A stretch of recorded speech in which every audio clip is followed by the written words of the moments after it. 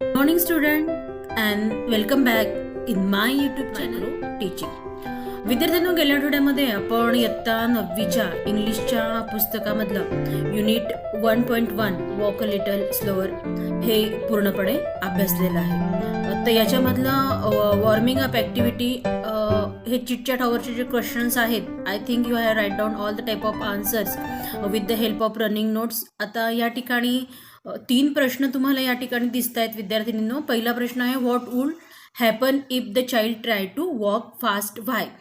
याही प्रश्नांची उत्तर मी रनिंग नोट्समध्ये तुम्ही लिहून घेतलेली असणार आहे. तर या पहिल्या प्रश्नाचा अर्थ होतो, what would happen if the child try to walk fast why. तर लहान मूल जर भराभर चाललं तर काय होतं आणि का. तर लहान मूल जर भराभर चाललं तर ते पडणार आहे. If the child walk very fast it can collapse and not understand very well. He cannot take a balance of him or herself. तर त्यांचा बॅलन्स होऊ शकणार नाही, प्रॉपर त्यांना कळणार नाही. He cannot understand the proper way where to go, where how to follow the answer of that type of you have write down your own sentence. Okay. दुसरा प्रश्न आहे, does the word walk refer only to the act of walking. Of course not. The word walk is not only referred the act of walking. Then why? What does the poet actually mean to say? तर या ठिकाणी कवीचं मग नेमकं म्हणणं काय आहे. कवीचं walk ह्या शब्दाची म्हणणं आहे, walk means a role model, walk means a guideline, walk means a teacher, walks means a very good given guideline. तर या ठिकाणी उत्कृष्ट मार्गदर्शक, उत्कृष्ट आदर्श या शब्दाशी निगडित हा वॉक हा आहे. What do the footstep of the father refer to.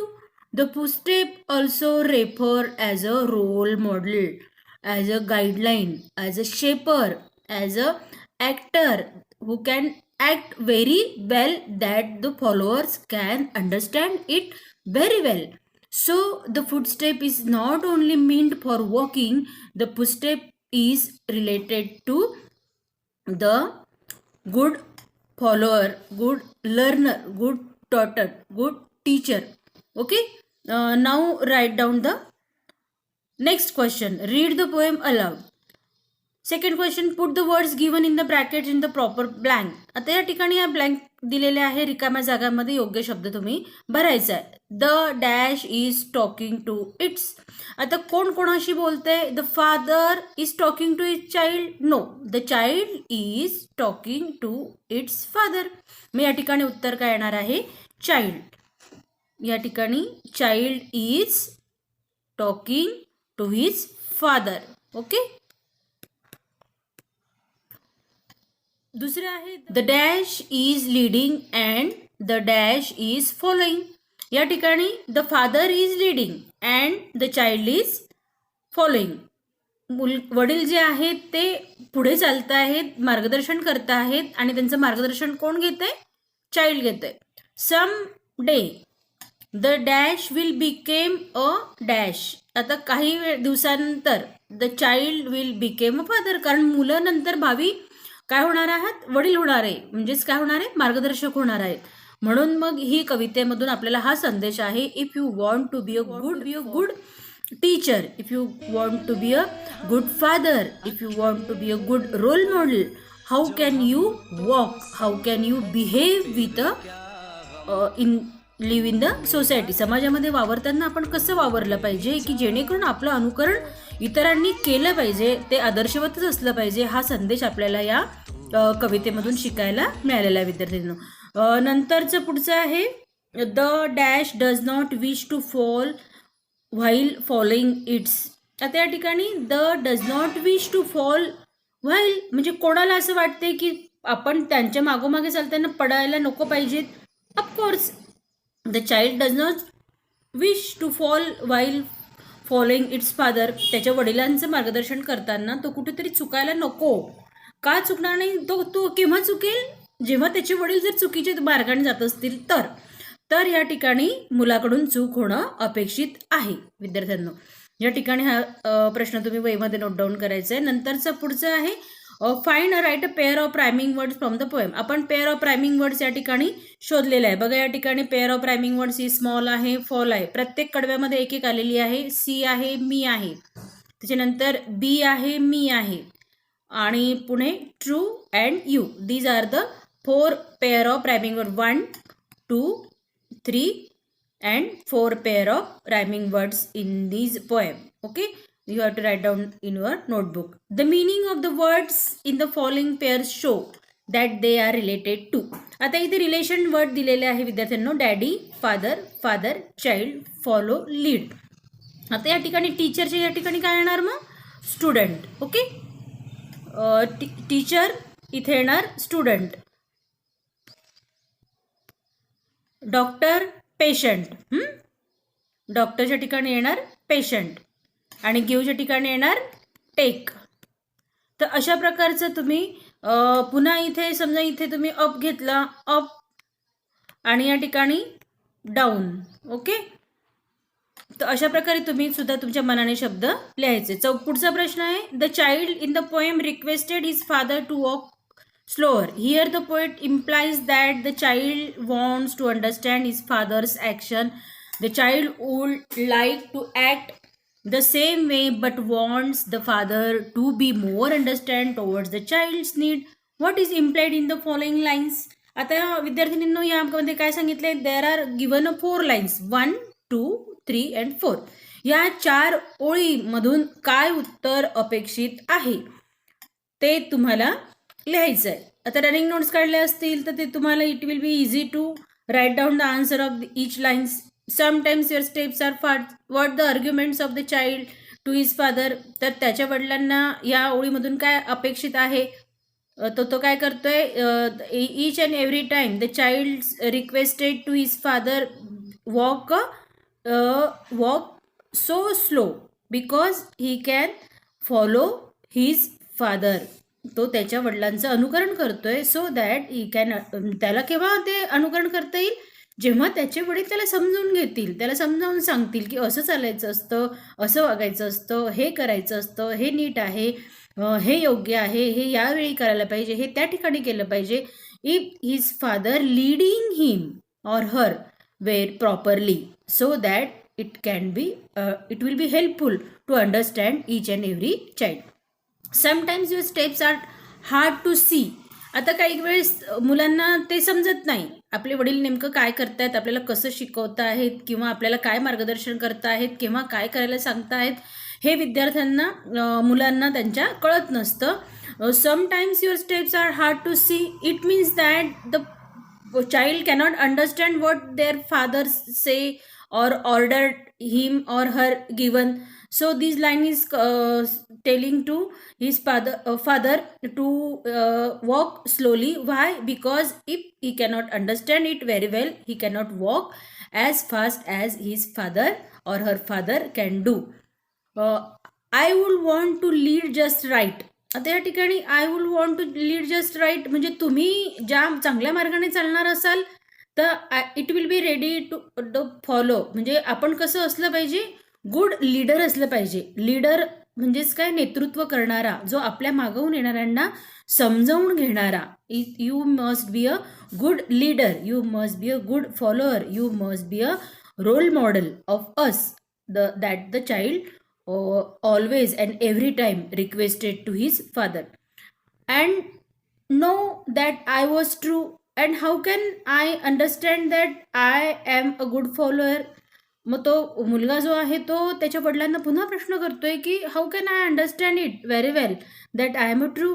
If you believe on me, if you not hesitated, not tested, not given a hard time, जर तुम्ही आम्हाला समजून घेतलं, आमच्याशी चांगल्या प्रमाणे संवाद साधलात, if you are good conversation with us, जर तुम्ही आमच्याशी चांगल्याप्रमाणे वागलात तर आम्हाला कळेल, किंवा तुमचाही आमच्यावर विश्वास बसला तरच आम्हाला कळेल. That you can write down the all type of answer in your own words with a few lines only single line you can write down the answer in every sentence.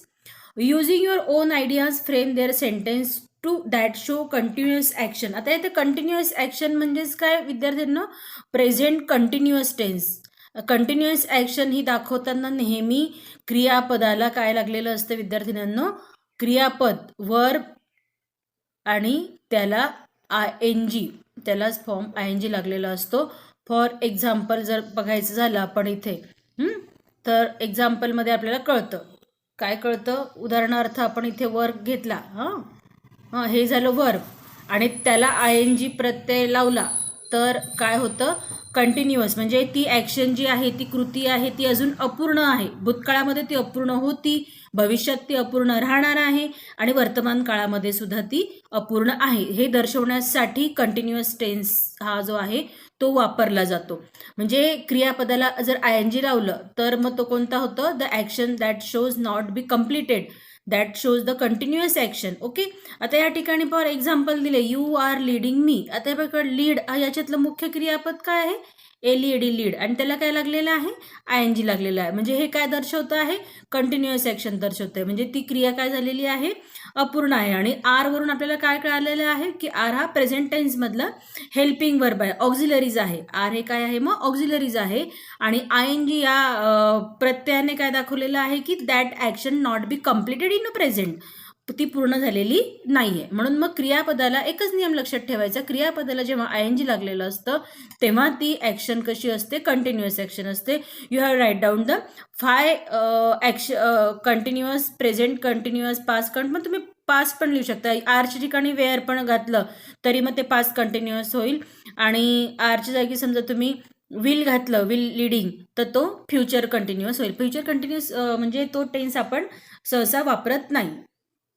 आले लक्षात. पुढचं आहे, using your on ideas frame at least 3 sentences that show future action or state. आता या ठिकाणी future action जी आहे बघा, म्हणून मी तुम्हाला मगाशी सांगितलं शॅल आणि विल, हे जे आहे हे 2 ऑक्झिलरीज, कोणते, शॅल आणि विल, हे जे 2 ऑक्झिलरीज आहेत ते फ्युचर ॲक्शन दर्शवण्यासाठी वापरतात. मग आणि तुम्ही वर्ब घेऊ शकता. आता बघा, पहिलं जे वाक्य आहे, who will want to follow मी.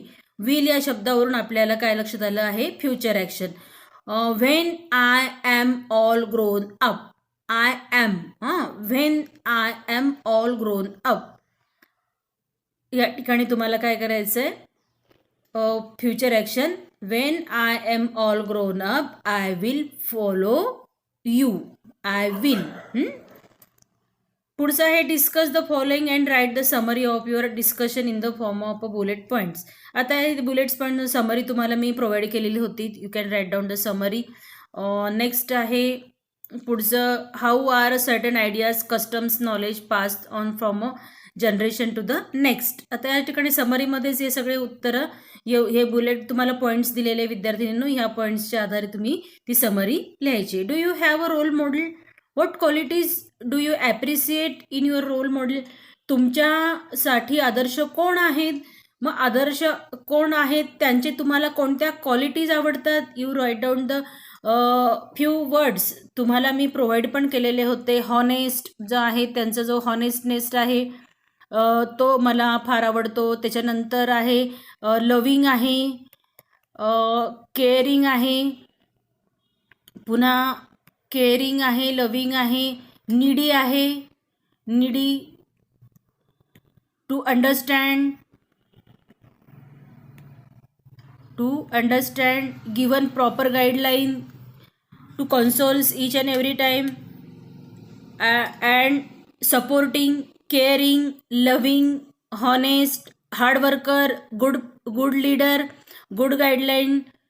ह्या सगळे शब्द, हे जे आहे, ज्या क्वालिटीज आहेत त्या तुम्ही लिहायच्या विद्यार्थिनींनो.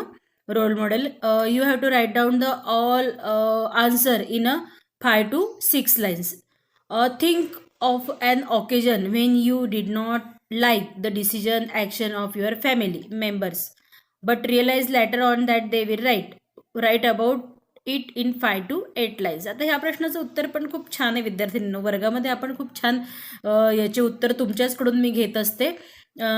तर साधारणपणे या प्रश्नाचा अर्थ काय होतो की तुम्हाला असा कोणता निर्णय आहे किंवा असा कोणता डिसिजन आहे तो तुम्हाला आवडलेला नाही आहे आणि मग तुमची रिॲक्शन काय असते, not talk with anybody else, don't do any work that kind of work the father and the mother and the grand parents told to you.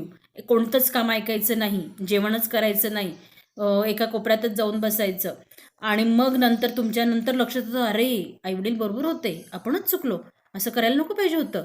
मग त्यावेळेस तुम्ही काय करतात, तर ह्या प्रश्नाचा अर्थ तो होतो. म्हणजेच काय, but realise later on that were right. What म्हणजे तुम्ही काय कराल मग, you say sorry, you hear and listen all the work that parents told at that time. मग तुम्ही त्यांचं काम ऐकतात, सॉरी म्हणतात आणि त्यांना तुम्ही मनवतात.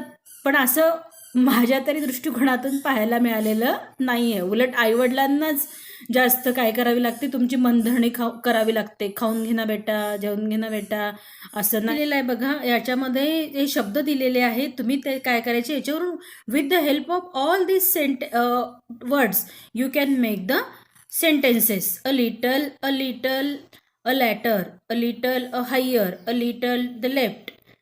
त्या फ्रेजेस दिलेला आहे, wait a little longer. Each and every time my father say to me wait a little longer. प्रत्येक वेळेस माझे वडील मला म्हणतात थांब थोडंसं, थांब थोडंसं. Just a little. मग या ठिकाणी just a little he phrase आहे, तर याचा अर्थ लागणार आहे असं वाक्य तयार करायचं. My elder brother give just a little to me. माझा जो मोठा भाऊ आहे तो मला अगदी थोडंसंच देतो. A little higher. My grand parents always give me a little higher things that I want. मला ज्या गोष्टी पाहिजे असतात ते माझे ग्रँडपॅरेंट्सच मला जास्तीत जास्त देतात. अ लिटल हायर, प्रमाणापेक्षा थोडंसं जास्त देतात. A little to the left. My grandparents also preserve all the things a little the left. माझ्यासाठी बाजूला काढून ठेवतात माझे आजोबा आणि आजी.